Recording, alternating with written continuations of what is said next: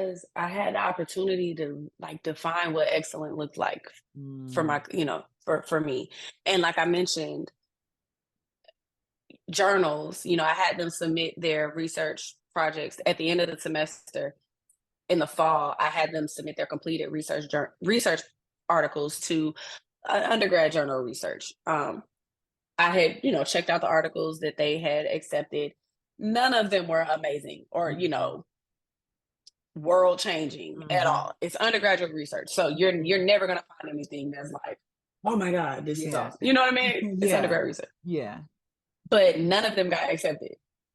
None, not one. Three got revisions and then they were declined. You are now listening to the Moments of Motivation podcast. For more, please visit cashimawo.com.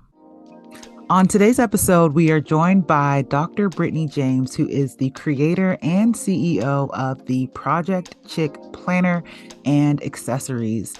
Dr. James is the woman who totally exemplifies what it means to have a servant's heart with a pioneer spirit. She's all about making healthcare education accessible to marginalized groups, as well as creating a way to help people stay organized with their projects and their plans in a fun way that celebrates and highlights the culture.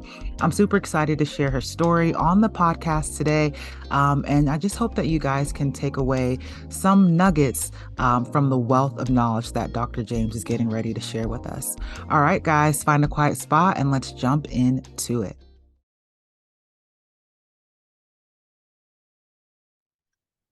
Hello, hello, hello, and welcome back to the Moments of Motivation podcast. This is your host, Cash Thompson, and I am so very excited. We have a special guest on the show with us today. Today, we have the pleasure to chat with Dr. Brittny James, who is the creator and CEO of the Project Chick Planner and Accessories. She attended both Fisk University and the University of Nevada, Las Vegas, where she received a Bachelor of Arts in Psychology and a Master of Education in Health Promotion. She has a Doctor of Public Health degree in Behavior Sciences and a Health Education from the Florida A&M University. Being a two-time HBCU alumna, active member of her sorority, and co-founder and COO of an Atlanta-based company serving predominantly Black health needs, and lecturer at the #1 ranked HBCU in the country, Dr. James knows a thing or two about managing multiple projects and putting them into this tool. She's also a member of the sixth WEI Cohort along some of Atlanta's most innovative and promising woman entrepreneurs. Let's take a moment to welcome Dr. Brittny James to the show. Hey Cash, hi everyone. Super excited to be here.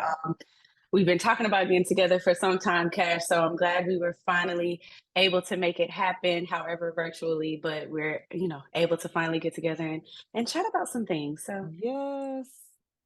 Yes, I'm so excited to connect and just to get to like tap into a little bit of your experience, and just kind of okay. like hear more of your story and like your background and like, Mhm. you know, I kind of want to know like how you got into the public health space because I know that, your first degree, your bachelor's was in psychology. So like how Mhm. did you make that jump to kind of go the public health route?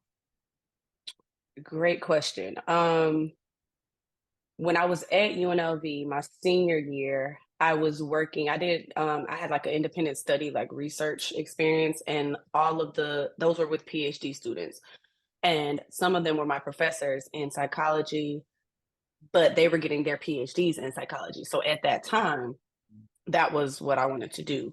Um, because really, there's nothing you can do with a bachelor's degree in psychology unless get further credentials. So I applied for a couple of PhD programs. I think my senior year, I got into one. It was really expensive. I was like, and I don't know. And I guess kind of one tidbit there is, looking back, now I have diverse credentials, right? So if I had done that, I would have only had a bachelor's degree in psychology and then a PhD in psychology and not anything else. Mm. So it ended up working out. I didn't take that opportunity, but from there, I went and got my master's in health promotion, which now UNLV doesn't offer that degree anymore.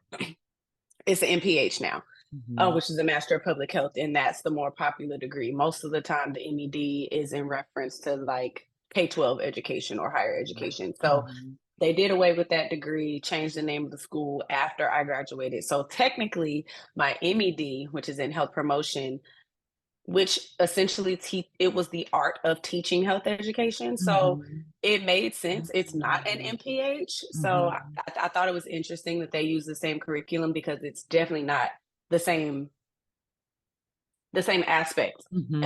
as an MPH. So I did that. And then from there, the only jobs that were available at the time, it was like 2010, 11 maybe.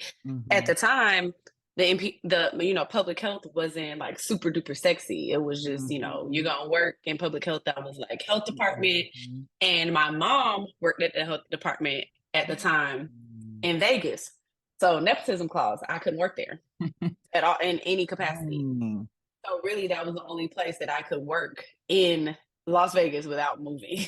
Wow. Yeah, so that was like, well, we got to do something else. I had started looking into PhD and DRPH programs in public health, got into Georgia Southern Mhm. and FAMU, got a great offer from Georgia Southern, but Statesboro sucks. If anybody went to Georgia Southern, I'm very sorry. I know y'all love y'all school, but there was no way I was going to go from Vegas to Statesboro.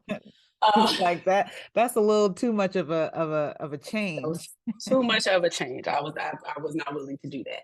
So I went to go visit FAMU. The director of the program saw me in the parking lot, and I was like, "Yeah, this is home." Mm. So as you know, I wouldn't know you had it not been for FAMU. I know. I mean, when I say FAMU, absolutely was a life changing experience for me. I'm so glad I'm from FAMU. I know we say that all the time, but Yeah. it couldn't have been a better experience. So I went there in 2011 and graduated in 2015. So in those 4 years, just gained different experience, research, Mhm. practice, hustling, consulting, doing whatever, just trying to figure it out. Mhm. There's so many different things you can do in public health. So I've been working in my field. I started at the health department in Tallahassee, so for the Mhm. state. And I've been teaching, consulting. Now our business is in public health. So Mhm. it was the right choice. Yeah. It seemed kind of like I don't know what I'm doing. I think people, or at least at FAMU, they only guided us towards working for a state health department, which also Mhm. was stuck.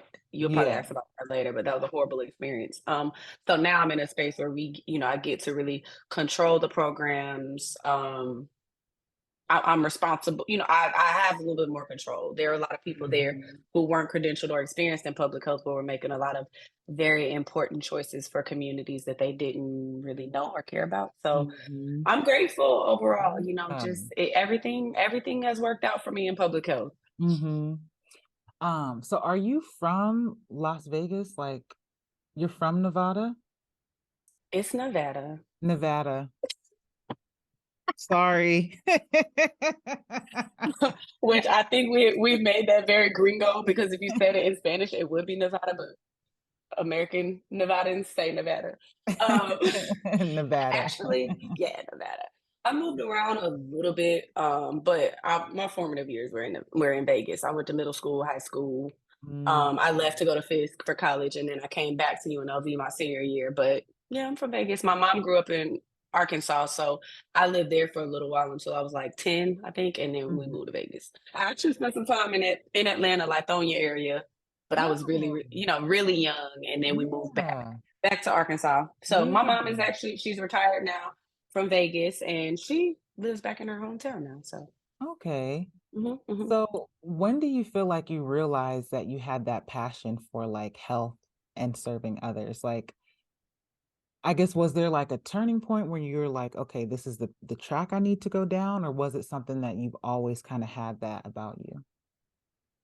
Originally, my goal was med school. So when I went to Fisk as an undergrad, originally I wanted to go to med school. I did an internship maybe my sophomore year in St. Louis doing like medical research, like Alzheimer's type research. Mm-hmm. So that was kind of how I learned more about like the academic side, like Mm-hmm. what that looks like. Um, but from there, I knew for sure I didn't want to be like a practicing physician. Mm-hmm. So that's when I changed my major from whatever pre-med or whatever to psychology because I didn't know exactly what I wanted to do. I know I wanted it to be Mm-hmm. something like health related, but health science was not a degree program Mm-hmm. during that time. Well, I wasn't a transfer for it. Um, so I switched to psychology. So I knew I wanted to do something health related, Mm-hmm. um, but not medicine. Mm-hmm. Yeah. But I knew and understood the concept of Mm-hmm. research from both like bench science to community research. So Mm-hmm. I'm lucky that I was able to kind of gain a lot of that experience when I was younger. Mm-hmm. Because most people don't get that until like grad school when they're able to do like community-based research. But Mm-hmm. I was able to do some data collection and things like that when I was in undergrad, like actually working in communities. So Mm-hmm. I knew that was a different opportunity to still be present in the community in a different way Mm-hmm. without being a physician. I think Mm-hmm. for me, I kind of saw that as being pulled out of community when I knew I wanted to work in community in some capacity. Mm-hmm. Now, of course, like I feel like everybody has like their niche and demographic of people that they want to work with. And obviously, it's always important to give back to our community, but I feel like it's almost like a calling on your life in a way to like specifically work with the Black community and, marginalized groups. Is there like, not to say is there a reason for that, but is there Mhm. something that happened that made you so passionate to work with our demographics specifically, or people who don't have as much access specifically? Maybe that state health department experience that I just mentioned, Mhm. because I felt like the people I worked with there, like for example, I was in my last year of my DRPH. My boss was a white lady with a bachelor's degree in anthropology. Mm, So it was like I was kind of seeing like people probably got these jobs because they're administrative in nature, yes, but you have to mhm, have some context of people that you were working with. And mhm, I think in that position, I didn't work there long. It was maybe like 7 months. I left before I graduated, like maybe a month before I graduated, with no job. Like I didn't have another job lined up. I hated it. like I'm Be- getting out of here. yeah, Set me they have you free. like a little party and they're like, what are you doing now? I'm like, nothing, getting away from y'all. Like, you will never see me again.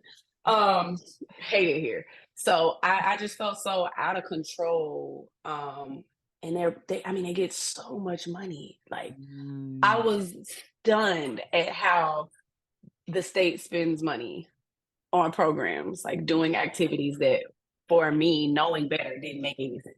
mhm, So for the organizations and businesses that were getting like these funding awards mhm, to do really nothing that actually touched communities, I just felt it mm, has to be a better way. At the time, I was just teaching part time at the community college in Tallahassee.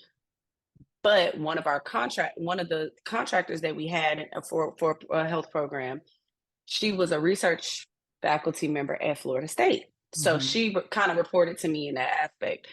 And she really kind of put me on to full-time, full-time research. So I did a mhm, postdoc in a research faculty title at Florida State for 2 years. So I got that mm, job maybe like a month or two after I left DOH. And I started working at Florida State in that capacity, which again, the program was targeting older black people. We were doing recruitment from churches in like Gadsden and Leon County, which if you're familiar with that area, is very much historically excluded.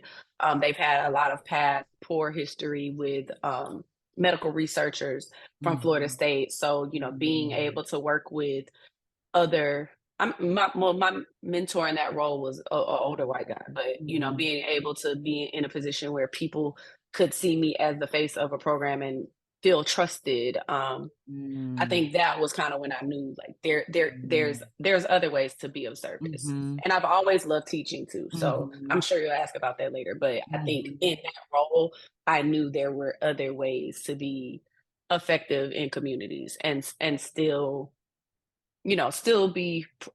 still be productive in research, because I think it's important that information be disseminated to um, other academics. They need to know that the work is being done, because I think it can get kind of disappointing when you submit information to these journals or whatever. That's a requirement of your job, but mhm, the people who are reading them and making decisions about what's published don't care. So I mean, mm, as it's supposed to be an objective review, but mhm, I mean, you can only be so objective. If it's a topic mhm, you don't know about, don't understand, don't care about, then right, of course, you wouldn't mhm, choose that to move forward. So, I've mhm, had many rejections, and I'm like, mhm, again, like there's other ways. So I think mhm, that's been probably my best quality is being able to like kind of see what doesn't work and doing something else. yeah. It kind of sounds like too, like your company, HEC, Healthcare Equity Solutions, was that HCES, Healthcare HCE? Equity Solutions. So was that kind of like born from that experience? Because I know like how, because it kind of sounds like they parallel a little bit, like, Mhm. It yeah. wasn't my idea. HCS wasn't my idea. My husband started HCS, so this Mhm. was amidst the pandemic. Um, Okay. but to your point, totally a full circle moment. So, Mhm. HCS was born out of the need for contractors for COVID education and vaccines. Mm, So mhm, Bruce, he's a pharmacist. He used to work at mhm, CVS mhm, here in Atlanta, but he was in like the very first pharmacists who, well, at least for CVS, I think they were the first company to do vaccine education and administration for long-term care facilities. Remember when vaccine first came out, it was like only seniors, like, mhm, certain mhm. It was populations. like tiered out. Correct. So he used to do those long-term care facilities, Mm, and essential workers. So he knew how to set up vaccine sites, knew how to store vaccine, mhm, all of that just by, mhm, by training. mhm. So when Florida DOH, small world, they needed vaccine sites throughout Florida, Mhm, for the same thing. Started in, I think, Miami, Jacksonville area, some of the larger cities in Florida. And he was really the only person that knew how to do it because he had mhm, done it for CVS. mm. So we had to start HCS to be able to obtain those Wow. contracts. Mhm, So that's how HCS was born. Of course, now it's a thing. Like it mhm, started with just like kind of mhm, vaccine education. mhm, We did some like social media campaigns for a couple of contracts, but now we can do everything. Like right now, we're mhm, staffing school nurses. When hurricane, we do emergency response to natural disasters. I mean, now we've had quite a bit of experience to where we can kind of fill any staffing type need or mhm, manage any project. But it mhm, started with COVID. Full circle moment. One of the ladies I used to work with at DOH, who was mhm. terrible, terrible, terrible, um, was like the partner in crime to my manager, made my life miserable. She reports to me on a contract now, and God is so good for that. I love it. Wow. I love it here. Wow. She works for one of our partners. Wow. Hmm. Dang, that's a full circle moment. Hmm. Won't he do it? Every time. Won't he do it? Hmm. So So, that, it's been, yeah, it's totally aligned. But I guess we didn't know what healthcare equity solutions would be when mhm, we first started, or just being able to do so many things. But I've learned so much, mhm, in this capacity, because I've always understood consulting, and I had contracted quite a bit when I was in school. I used to do like dissertation editing. So that mhm, took me a long way. I mhm, was actually working for department, departments at one time, being contracted Mhm. by school departments to do editing. So that has You've given done me read some dissertations, girl. 20 It was plus. like Yeah, 20. I was just about to say it was at least 20 on that it's a thing. lot. It's a Like, lot. It's a lot. dang. I was There's been a like, lot. Yeah, dang. it's a lot. So, and that it really makes me. I'm a person who knows a little bit about a lot for that reason, because Mhm. I have been moving around in so many different spheres. Like most of those dissertations are in business, which again, full circle, now I'm getting another doctorate in business from Georgia State. But Mhm. all of that experience I've been able to kind of bring into, what I do in the classroom now, from that aspect, Mhm. as well as what I do in my business. So Mhm. I'm just lucky. I'm very blessed, that I've been able to have like so many different experiences. However short, sometimes, I think I've been able to really translate those experiences into something that is important. I like to do things that are important, not Mhm. just for the sake of doing stuff. I like to do Mhm. things that matter. Yeah. Okay, so I have two questions. I'm like, I wanna say them so we can get back to them, but I do want to talk about your teaching experience. But I feel like I want to ask you about how you balance so many projects. Like, I was gonna get the project chick at the end, so we don't have to get into like the planner yet. Hmm. But how do you balance, being involved with so many projects and like the dissertations, like I'm sure that wasn't the only aspect of your job in that season, So I feel like there's almost like a reoccurring theme of being able to wear multiple hats and being able to manage several things at once. And like, what does like just talk a little bit about your project management and like how that coincides with your time management even. Time is so important to me, because you don't have any time. Mhm. So I'm very careful about who I say yes to, what I say yes to, because you can find somebody else. Like, Mhm. it doesn't have to be me. Mhm. So I'm very careful, and selective about the things that I do. So, I mean, you obviously have picked this up. Like, I do what I care about, Mhm. or I do things for people that I care about. So I think for me, I look at time. I mean, I look at time very differently, and every day, every minute of my day matters. Mhm. So, kind of like in the morning, like the first thing I do is look at my calendar. I need to see where I need to be first. Like if there's somewhere I have to Mhm. be in person, or if there's a meeting, and then I work in my head, kind of work the rest of my task around that. Like tomorrow, I have a noon deadline for something, so I'm gonna finish that today. I knew I need to get up. I'm gonna go work out. I had a dentist appointment at 11:30. Between that, what I'm gonna do is finish up the videos, and then when I get off the phone with Cash, I have another meeting, but I'll have to pay attention so I can finish up the narrative. I'll be able to study. I have a certification exam at 1 o'clock tomorrow. I'll be able to study from 6 to 9, and then I'll go to bed. Like Mhm. I know what I'm gonna do today, and that's it. So Mhm. I'm not a person that you can be like, yeah, girl, let's go eat. No, I can't. Like, I'm just not that kind of person. I mean, I have to really, really, really want to go to Mhm. to change my plans, because I don't pivot well like that. Mhm. I'm to be so cool, like chill. I'm really structured. Mm. So You have to that's be. yeah, you have to be. You have to be. I'm a very structured person. So I mean, I'm not a stickler where it's like I have to eat by 1 o'clock, or anything like that. But when it comes to like getting things done, I'm very serious about time, because Mm. I also like to rest well. So, I Mhm. don't want to be working until 9:30, 10 o'clock at night. Mhm. I don't want it's easy to do that when Mhm. you work for yourself, or, Yeah. for people who work remotely.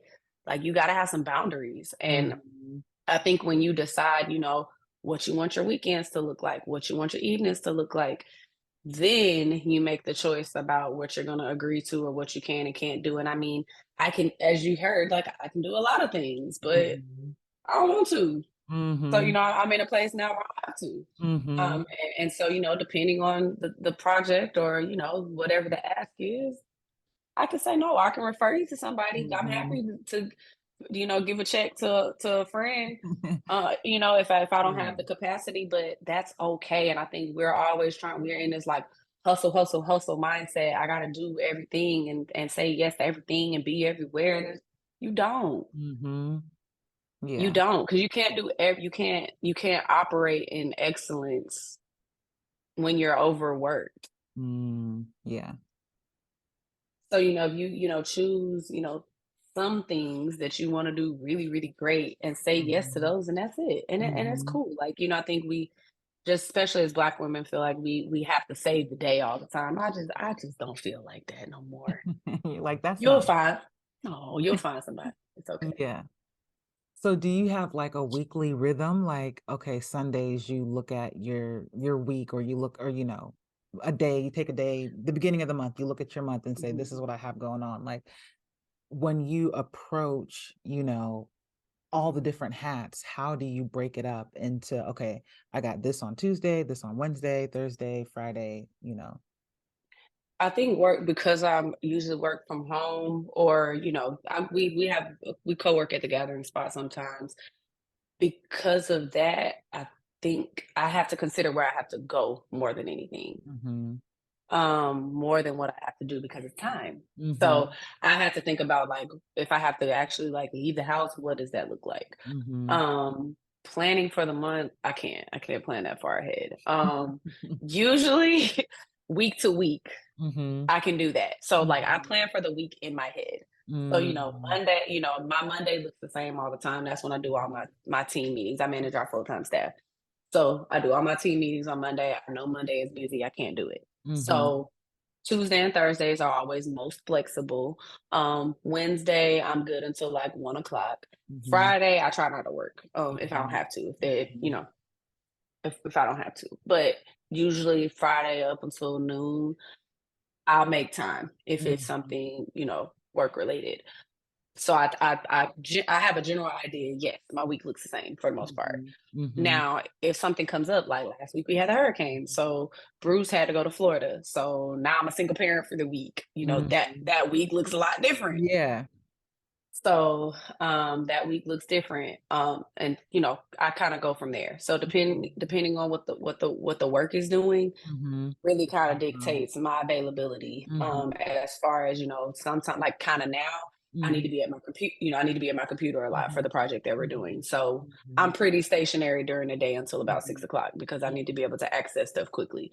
mhm, But for the most part, I try to keep it the same just mhm, because people need me during the day. mhm. But like I said, if it's not on my calendar, I'm not there. I'm not gonna be there. I'm not coming. Girl, I And live don't and ask me die to by do that calendar. got to. I'm not coming. I'm not coming. But I am the type of person, if I said I'm gonna do it, I'll be there. Oh, yeah. Mhm, So, mhm, I gotta be really sick or really tired, and I'll communicate that. But for the mhm, most part, like, if I said I'm gonna be there, I'll be there. So mhm, I think that's important too. And you gotta mhm. know your personnel. Like, your Yeah, friend, you know the friends that are flaky, even if it is on the absolutely. calendar. So Yeah, some people, I'm like, she said yeah, Tuesday, but yeah. It's probably not she gonna might happen. not. Yeah, She's and probably gonna and back out. Yeah. and that's fine too. Yeah, I'm yeah. not gonna double book, but I'll be prepared to watch Mhm. Tubi that Ye day. Like, You'll be prepared for, some flexibility. yeah, yeah, I could Yeah, probably do something else. So yeah, yeah. like I said, I'm not a super stickler, but like, it's just time is important. Mhm. Okay, so now I wanna go back to the teaching, like, how did you Mhm. get back in, or not back in, but how did you start teaching? When I first got to FAM, I had an assistantship at Florida State, in like research type center. So I was doing community based research when I was in Mhm, school. Um, One of the girls that I worked with, she was getting her PhD at Florida State in like nutrition or something. She was real cool, Jennifer Lomax. mhm, She works at the University of, I think, like Mississippi or something like that now. She's been there since she graduated. But she was teaching at TCC at the time. mhm, So they had a position open for, an adjunct professor. And I was like, yeah, like, I think I would like to do that. So I started teaching one class. It was in person. This was summer 2012. And I taught for mm. them until maybe like 2020. Like, obviously when I moved to, Ooh, I mean, teaching, I think teaching.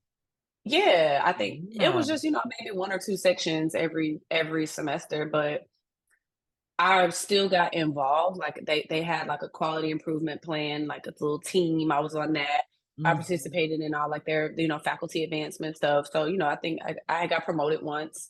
So even, like, in part-time roles, they had, different Mhm. levels of Mhm. part-time instruction, so I think I got promoted maybe, like, 2 or 3 years in. Mhm. And then once I moved to or maybe around 2015, I started teaching my class online, and I did that for like I said, maybe 5 or 6 years. The only Wow. reason that I stopped because my taxes was doing something by living in Georgia, and, Mhm. Florida doesn't have state tax. Mhm. So, like, Mhm. it was always a thing. So, Yeah. I mean, it wasn't that deep for Yeah.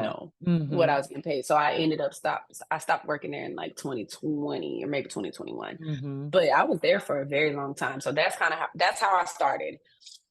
So by the time I graduated in 2015, I kept teaching.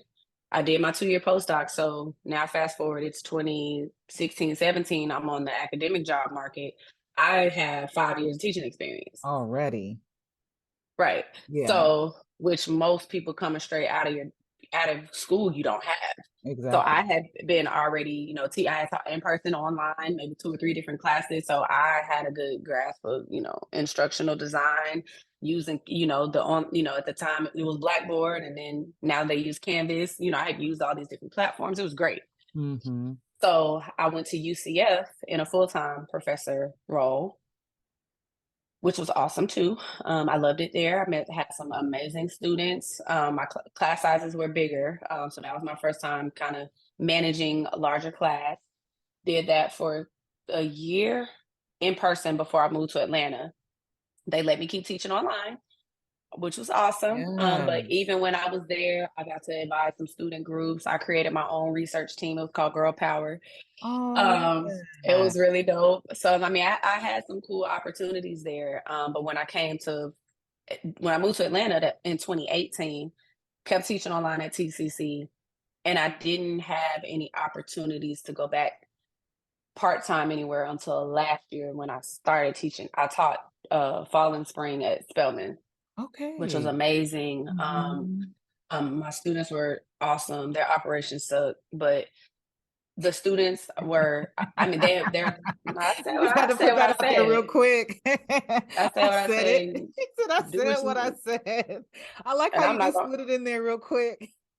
Awful, awful, and to Ah. do what you want with that. But the students were amazing. I mean, when I say those girls are top tier, they are top fucking Mm. tier. Mm, Like, those are yes. wonderful, wonderful students. I've never experienced students with that level of understanding. Like, I taught them like grad students. Mm. Yeah, Wow. they were amazing. Yeah. So, I think in at the even where I was in my life, just like now being a business owner, like working at Spelman, that was a service for sure. That was a service. That was a service for sure. I Oh my mean, gosh. they needed research projects. There were 19 girls in my class. I mean, that is, I can't even begin describing like what that is asking of one Mm. person in a Mhm. semester. Mhm. Um, but got it done. Or organized that to where the girls were able to have their research project. They presented at their Spelman has a research day in the spring. All of them submitted there. I had the Wow. most student submissions. Wow. Um, Most student submissions there. 23 girls that submitted. I had a few extras in my class in the spring, but yeah, they've all graduated.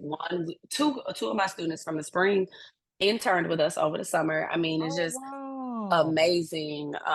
amazing opportunity and relationships. Like, those girls are, I mean, they are my heart. So I mean, Mhm. just such a lasting impression. Mhm. Um, but What do I you feel like made that such like a core memory for you, like working with the Spelman girls? think because I had the opportunity to like define what excellent looked like for Mm. my, for me. And like I mentioned, journals, I had them submit their research projects at the end of the semester. In the fall, I had them submit their completed research articles to undergrad journal research. I had, checked out the articles that they had accepted. None of them were amazing or, Mhm.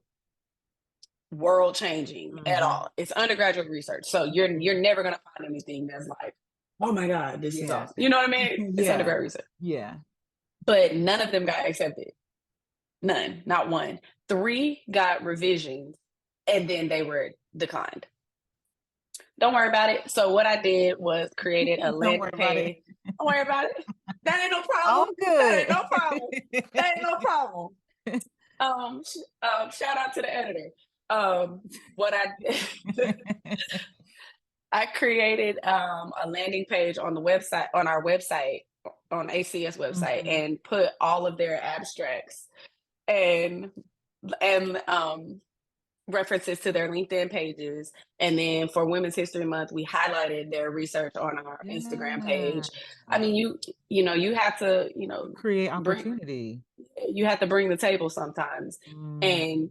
And we deserve that because there's not a lot of one, it's not a lot of Black women in academia. I think Spelman is a unique place Mhm. that they will see other Black woman scholars, but they don't see young people like us. Mhm. And most of the faculty there, like they went to Spelman, they've only taught at Spelman, like they only know Spelman. Like I think for the girls, like it was good to see like different options, like what Mhm. else you can do. Mhm. So I think for me, like just having the space and capacity to really just do be unapologetic about Mhm. making sure they were set up for success. And Mhm. I think, they could see like, you know, professors aren't doing that. You're not Mhm. going out of your way to create opportunities. I mean, we Mhm. have interviewed plenty of people Mhm. for our internship, but I'm like, it's important to me that the Black women get experiences in research. Mhm. HBCU graduates get experiences in research because Emory students can go to the Harvards, the this, the that, and get a summer internship. But the reason that they were even in my class in the first place was because they had not been able to do a summer research experience. Mhm. So, and I mean, you got to consider the pandemic. It was a lot stacked against them, Mhm. but being able to create that opportunity where both of we were able to select two students to Mhm. do that. I think Mhm. that was important to me. And Mhm. even we'll talk about Project Chick later, but I have a Spelman edition that's in the process of being reviewed for licensing, Oh, and yeah. they selected all of the quotes that are in the planner. Like Oh, these guys, yeah, wow. they were. I mean, when I tell you, like, it's indescribable their place. I hope they feel the same. I think many of them do. Mhm. Um, but it definitely for me was at a time where I'm like, I needed, it was like I needed a baby. You know what I mean? Mhm. How Yeah. you kind of, you feel like you need a baby, if that makes Yeah. sense. Like I Yeah. needed something at that time and it was like right on time. It was a lot of Mhm. work, but it Mhm. was right on time to Mhm. have meant so much, to Mhm. create experiences that meant so much for them because, as they, were asking for recommendation letters, now we're getting grad school acceptance, Mhm. we're getting job offers. Like Mhm. if they hadn't had this, maybe they wouldn't have been as qualified. We can't say Mhm. that, but I definitely know that it was an important experience for every student in that class. Mm. Wow, there's so many things that like come to mind. Like one, just like how it's almost like you grew with the students in a way. It's like mutually beneficial, it's like For you had a sure. huge impact on them, but then it's like you had the opportunity to offer a platform for them, something that hadn't been done before, and just being able to like to offer that. But then I don't know, I feel like when I see you, I see like the pioneer spirit. It's like Mhm. creating like water in a desert, like making an Mhm. opportunity out of no opportunity, like seeing the vision and being bold about it. And I feel like it's so unique. Like even as a Black woman, I think a lot of times where we either fall on like one side of the coin, we're told to like be quiet or like sit Mhm. back, or like we dim our light in a lot of ways to make other people feel comfortable. And I feel like Mhm. you do not, and it's like you may not feel that way, but it's like just what you shared, being able to be like, well, these peer-reviewed articles ain't putting you on, it's all right. I got you. Give me a minute. It's like Mhm. the boldness in that, you're not going to shut us up, and being able to offer 23 Black women a chance to amplify their voice, in such a way like that takes, courageousness, and I just love that. I love that Mhm. you were willing to allow yourself to expand in order for them to expand. And I think it's just we have to do better about really just telling ourselves, like, "You can do whatever the fuck you wanna do." Yeah. You can do Yeah. whatever you want. You Mhm. can. Somebody can tell you no, sure. I can tell no all the time, but I can maybe I won't do what I asked of you, but I can do something like it, or I can do something Mhm. better than what Mhm. I asked. You know what I Mhm. mean? So I mean, I Mhm. think I just always consider that. I think I said before, when I was talking about my work at DOH, like I just felt like there's another way. Like Mhm. just because one person said no or there was one gate kept thing, like Mhm. I can do something else. It's Yeah. okay. I Mhm. put my Shannon Sharp on all the time. Like, don't worry about it. That ain't no problem. That ain't no problem. She said, "Ain't no problem. That ain't It's no all problem. right."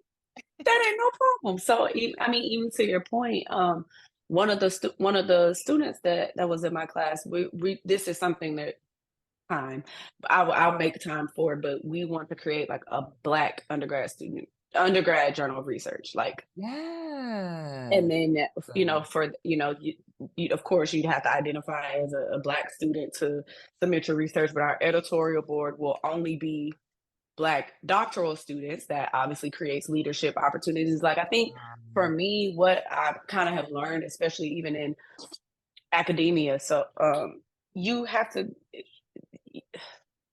assignments, the work that they're doing in class, the things that you're teaching them, all of it is an experience.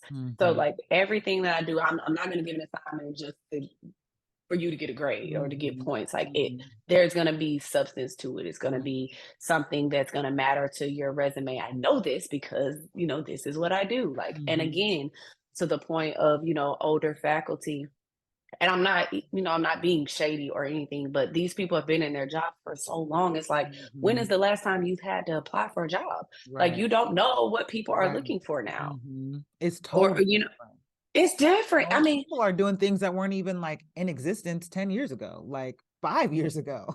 Like, that's what I'm saying. Think about like when we were teenagers, like you could go to the mall and fill out a paper application. I mean, we're so unique that we have yeah. experienced like both things Yes. Yeah. that we can say like how we've worked on both sides of like being Mhm. able to like oh, my friend Cash gonna come in and Mhm. apply, Yeah. hire her. Yeah. It's we know it's not like that Mhm. anymore. So Yeah. I think for us, we have to consider, and I mean, I could go on, but I just feel like a lot in higher ed needs to be restructured so that it actually benefits students now. Mhm. I mean, I think there's so much to be done, which for me, I think that's my big picture. Like at some point I'd like to be consulted for HBCUs to do like turnaround work where like, Mhm. for example, like the smaller colleges that are in rural areas, like I want to be, come do like a 1 year takeover, assess their problems, provide solutions, put people in place to, resolve them, let's say within 2 or 3 years, Mhm. have some turnaround because that provides for the entire community. Yeah, it does. So, Yeah. that creates jobs, it creates housing, like it creates other opportunities. Mhm. So, I mean, I think, eventually that's what I would like to do. Because Mhm. I think again, like you want to get the most bang for your buck. If I could change a university, like wow, like how many people are affected by that? Whereas, Mhm. just working in one position for one program, sure, Mhm. I was able to do a lot for 23 students, but I could do so much for thousands, like Right. in a different Mhm. capacity. Maybe I'm not touching them one by one, Mhm. like in this case, but you're Mhm. making a bigger impact on a whole community Mhm. by looking at operations and processes and not people. Mhm. Mhm. So I Yeah. think I kind of have learned that as a business owner too. Mhm. I mean, constantly evolving in Mm, terms of, what I'm interested in, what I want to do. But I, kind of have had a recent like aha moment like that. I think that's the good for me. Like that's the marriage of public health and business for me mm, is institutional correction. yeah. Or like, transforming institutions. I Mhm, think that's the balance. So, mm, it's where I can still kind of take what I know from higher ed, put that with what I know from business, as well as, put the frosting from public health to make, this cake of, good work in a community. So I yeah. think that's the end goal. But, it just takes so Mm, much, it takes time and experience to really figure out like, how to be able to do work that's meaningful and impactful, but also lucrative mhm, and that makes sense. right.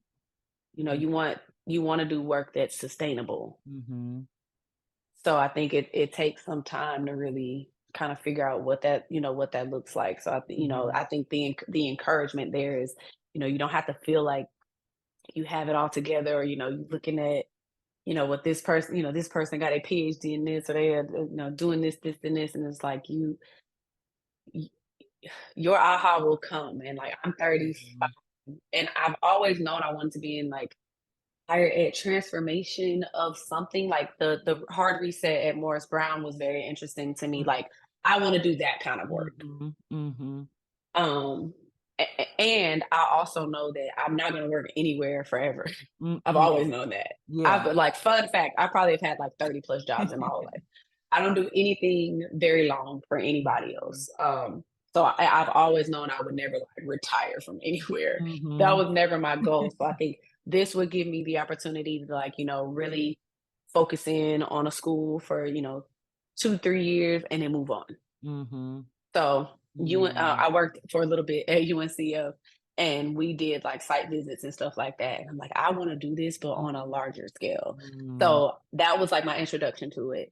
And then mhm, when I started learning about like hospital administration improvement, I'm like, this could be that, but at college. yes, yeah.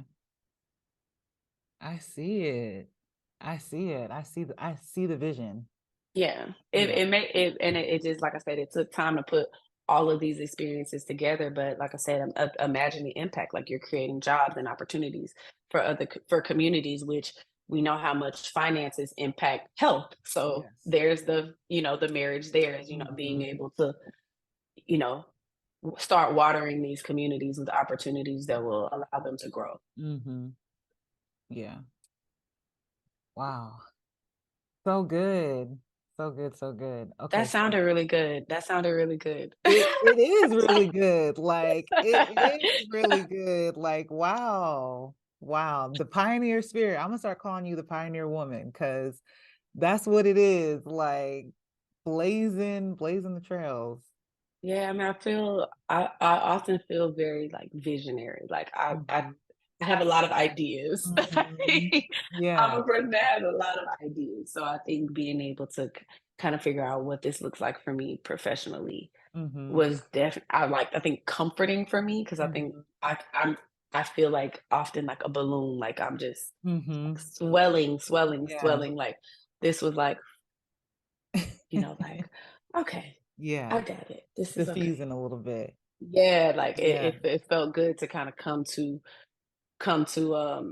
like this idea of like this is what I want to be. And I've Mhm, always said, not that I regret my career, but I've always said like, oh man, I should have like, went to nursing school, I'll be a nurse, or went to dental school, you'd mhm. be a dentist. Like, Yeah. I've got a degree in public health and I'm gonna be I don't know.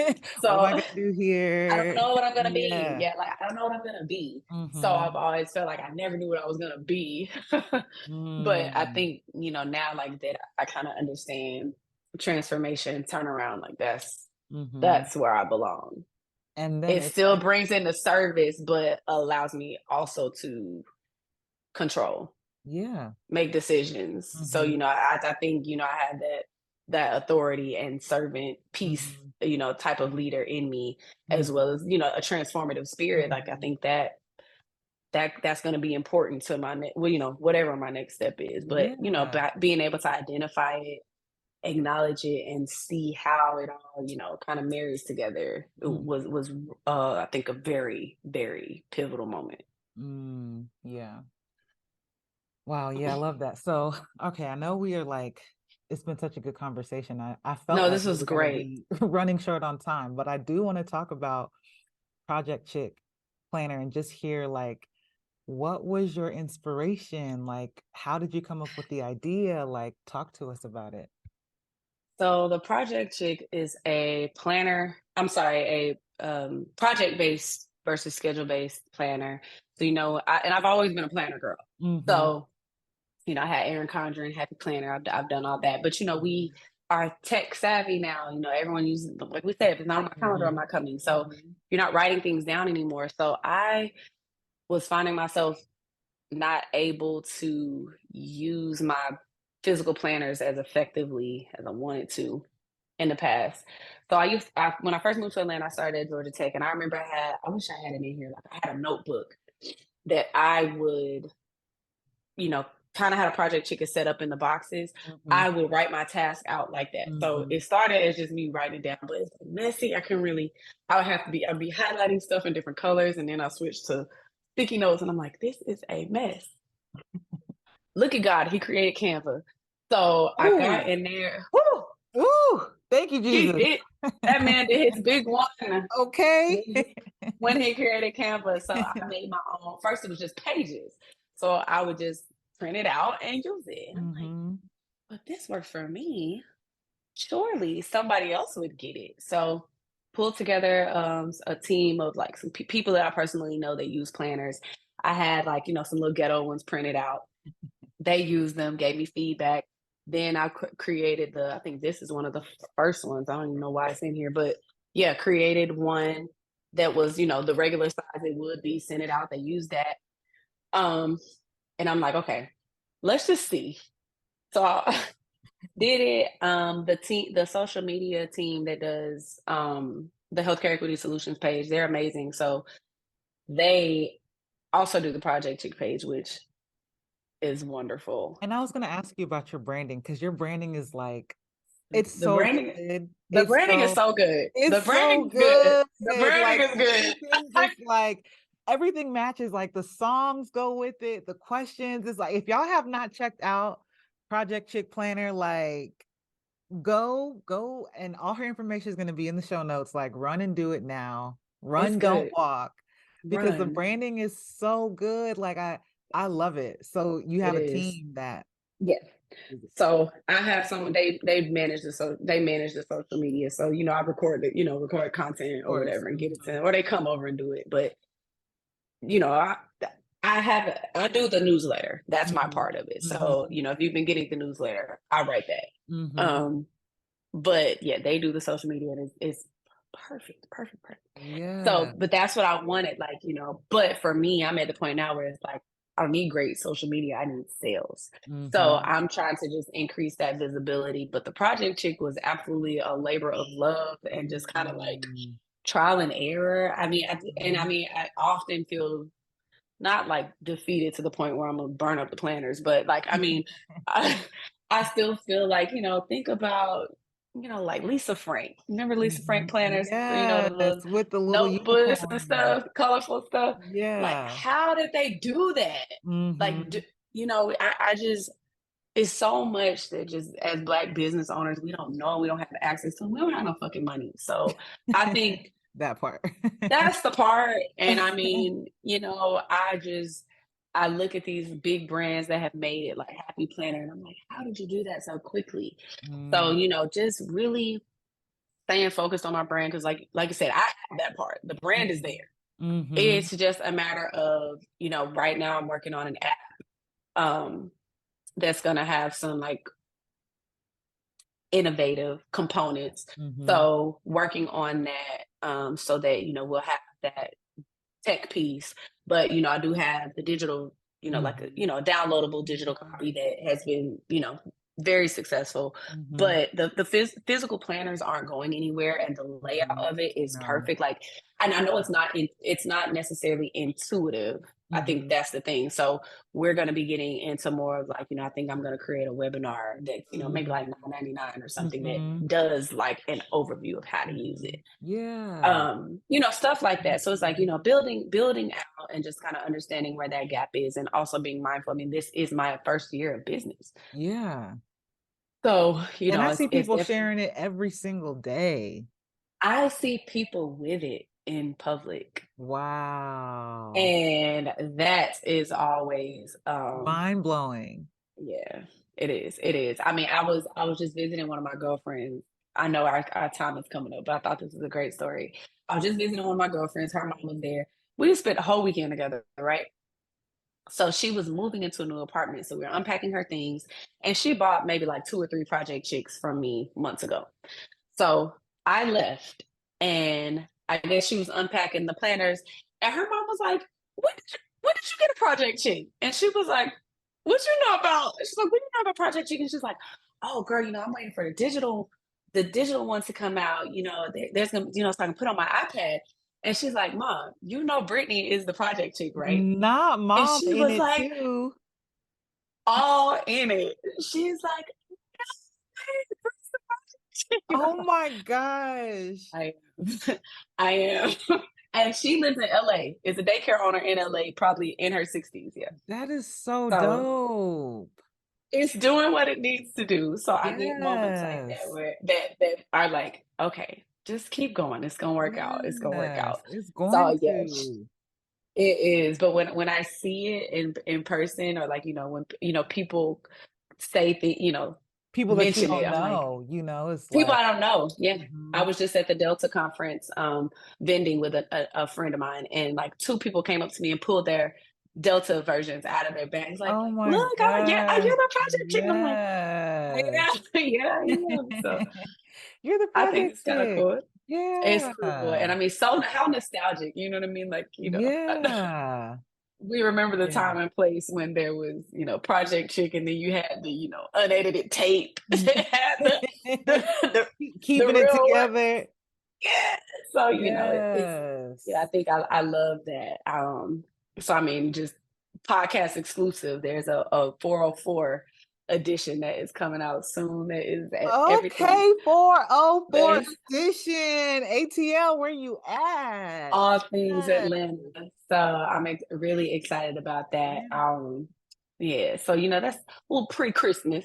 So we have a couple things rolling out. So it's just get excited. Just trying to figure it out. But it's been absolutely a true labor of love, and like really seeing how getting messages on Instagram that I love this planner, has been so helpful. Like, it matters. So again, all of this to say, like, I think, my life work is around like just doing things that matter and, that are not a waste of time. So, I think about, this, like, it feels difficult, if it's a week out that I don't get a planner sale, like it feels so painful, but it matters. I mean, so 300 in a week, it's okay. It's okay. Crazy. It was nuts. That was nuts. With 3 I didn't talk about it. No one knew about it. I think Ebony knew about it. A couple people knew, but like I didn't talk about it on social media at all. Like none through planning, anything. It was a 3-day countdown, and we sold after Christmas last year, we sold out in 7 or 9 days. And it was amazing. done. And so I think, now, and I guess I thought like with the re-up I would have that same momentum, so I think I'm just so happy for the people who bought into it, knowing nothing. Yeah. So I think, now I'm at a place where, people are starting to understand it, and businesses, companies, they want bulk orders. They're looking, for, webinars and, speaking engagements now. So I'm like, it's turning into what it's supposed to be. So it's I mean, like the perfect tool, like the perfect companion for what you already do. Yeah. Yep, it is. Especially like if you work in project management, or even if you just need help understanding what are the projects in your life. We all have them. So, I think it's perfect. It does what it's designed to do. So, I mean, it's literally nothing more or nothing less than just a task manager, something that you can put your hands on and really get into your task instead of thinking about what you have to do. You just do it. Okay, so I like to end every interview with 3 questions. So I have Okay. 3 final questions. The first one is, what is bringing you joy in this season?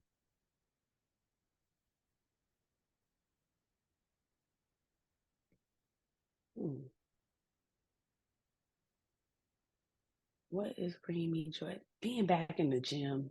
Yes. Gym. I can't I believe we take the didn't even sun. I talk don't about the gym, girl. We talk about the gym. We ain't talking about the gym. Don't work out in the summer because I feel like this is the body that you're gonna get. So I never work out in the summer. I don't know if you noticed that. I never go to the gym in I the summer. didn't know that. Um, I don't work out in the summer. I She take my said I'm break. putting that on pause. This is how I'm gonna look this summer. So by like around my birthday, I'm take my last little visit. So I just went back to the gym last week, and that is bringing me joy because again, like it helps me better manage my time. I work out in the morning. I'm up Mhm. for the whole day. So if when I'm not going to the gym, I could sleep till 9:30, 10 o'clock, real Mhm. easy. But No by getting up problem. early, no problem. So Girl. yeah, it's real easy. So I think that has been bringing me joy because I love being productive. So Mhm. using my time wisely, Mhm. by getting up early is Mhm. a joy. Starting your day off like that. Okay. Yeah. What are you celebrating in this season? Everything. Life is so short. So I mean just the small wins, like being a business owner, every it's up and down every day. So I mean like Mhm. literally celebrating everything. There's nothing too small. Like, I have an 8-year-old stepdaughter. Like, Mhm. every day is a celebration. Like, if she, Yeah. gets on plus, oh, we're going to Chick-fil-A. Let's do it. Like, celebrate everything because I mean, there's gonna be bad days too, and Mhm. it's like as you get older, those bad days get worse and worse. So you have to be able to be excited about things, Mhm. even if it's just having a good day at school, Mhm. you deserve a prize for that. Let's go Yeah. get one. Yeah. We didn't even get to talk about managing being an entrepreneur and a mom. Girl, we might have to run it Let's back. do a part two. Yeah, Yeah. we'll do a part We're two. gonna need to have a part 2. Okay, and then Yeah. final question is, what are you birthing into being in this season? I don't want to answer that. Okay. Part two. Part 2. Part 2. Part 2. Okay, and Part lastly, two. where can people find you if they want to connect with you and tap in with you? Sure. I'm on not Facebook, Instagram, Instagram, LinkedIn, Brittany, no A or no E, TTNY, last name James. Instagram is I'm Britt James, be like I am Britt James. And then, of course, Project Chick is Project Chick Planner on all platforms, Facebook, Instagram, and TikTok. Yes. This has been so, so good. Like, This was good. I get nervous about podcast interviews, but I like them. yeah, don't I be never know what to nervous. expect, but this was so good. This was so good. This was Yay. great. So definitely looking forward to. Yeah, we can do. There's so much we didn't talk about. So we So only had an much. hour. Like, I didn't even like I Yeah, have my whole little questions right here. I'm like, yeah, okay, it was a I had to lot. pick and choose. It's a lot. Yeah. Yeah, we'll yeah. I definitely think we deserve that for each other. Yes, I believe we do too. Yeah, yeah, yeah. All right, you all. Well, I hope that you guys were as uplifted, as encouraged from Brittany's interview with us today. Like, when I tell you, I feel like I'm about to go get my schedule snatched. Thank You are. you. I hope you do. Thank you for sharing your knowledge with us, and we'll look forward to catching you on the next one.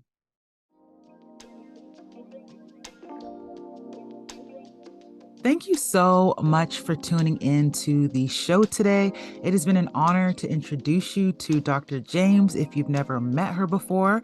I hope that you've gotten some ideas on how to start your next project and how to lead fearlessly and with a servant's heart. If you enjoyed the episode, please leave me a review. Share this episode on your social media by taking a screenshot and tagging us. You can find me on Instagram as @KashiMawo and on @momentsofmotivation_. You can also find me on Facebook as Kashi Thompson. If there are specific motivation topics that you'd like to see on the show, please email me and let me know. I would love to hear from you. You can email me at hello@kashimawo.com. Thank you so much for listening, and I look forward to speaking with you again on the next one. Take care.